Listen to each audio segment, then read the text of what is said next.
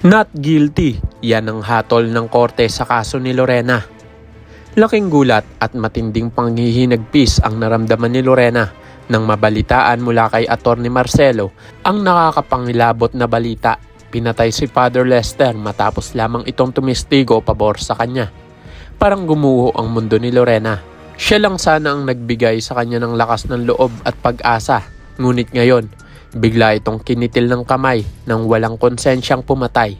Hindi mapigil ang luha ni Lorena, kasabay ng pag-iisip kung kailan ba matatapos ang bangungot na pinagdadaanan niya.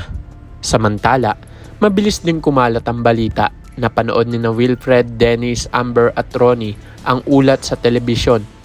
Hindi makapaniwala si Wilfred. Isang pari ang pinaslang. Ang dating simbolo ng kabanalan at katotohanan ay pinatahimik. Ano bang klase ng tao ang gagawa nito? Tanong niya, puno ng pangungutya at takot. Sumabat si Dennis. Sino pa nga ba kung hindi ang mga taong wala nang natitirang konsensya sa katawan? Ang kaya lang gawin ay patahimikin ang mga nagsasabi ng totoo. Nagkatinginan sina Wilfred at Amber. Sa puso nila, mas lalong pinagtibay ng pagkamatay ni Father Lester ang katotohanang walang sala si Lorena. Kung hindi ito nagsasabi ng totoo, bakit kailangan patayin ang pari? At higit sa lahat, isa lang ang ibig sabihin nito. Ang tunay na pumatay kay Joy ay nasa paligid pa nila, nakikihalubilo at patuloy na nagmamasid. Dumating na ang takdang oras ng pag-ikot ng kapalaran. Habang lumilinaw ang kaso ni Lorena, unti-unti naman pinanghihinaan ng loob si Wilfred. Pakiramdam niya ay binuhusan siya ng malamig na tubig dahil sa sobrang laki ng kasalanan niya sa asawa.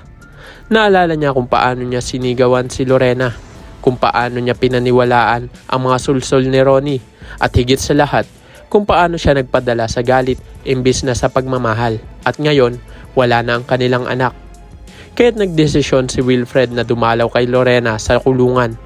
Gusto niyang iparating na nag-aalala siya, lalo na't matapos mapatay si Father, ay baka pati si Lorena ay gawing target ng tunay na killer. Ngunit bigla siyang sinabugan ng matinding galit ni Lorena. Concern? Sigaw nito.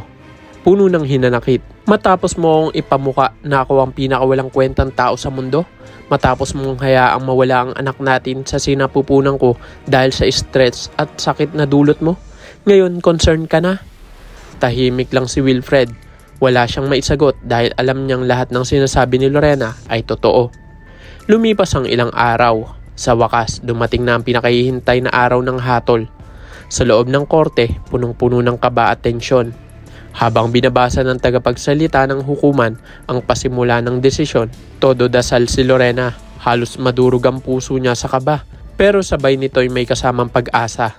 Si Ronnie naman halata ang labis ng pag-aalala, hindi mapakali sa kanyang kinauupuan.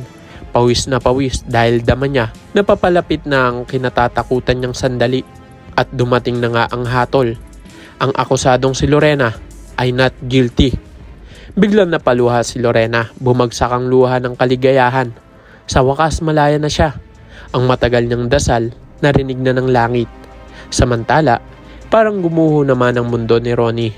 Ang mga ngiting mapang-asar noon ay napalitan ng takot dahil alam niyang oras na lang ang bibilangin bago siya mismo ang mabunyag bilang tunay na salarin. Sa inyong palagay, dapat bang patawarin agad ni Lorena si Wilfred o mas nararapat bang ipadama muna niya rito ang lahat ng hirap at sakit na pinagdaanan niya habang siya'y nagdurusa sa kulungan? Mag-iwan lamang ng komento sa ibaba para sa iyong mga saloobin at suwestyon. Huwag mo na rin kalimutan mag-like at mag-subscribe para updated ka sa mga susunod pang kabanata. Maraming salamat sa iyong panonood.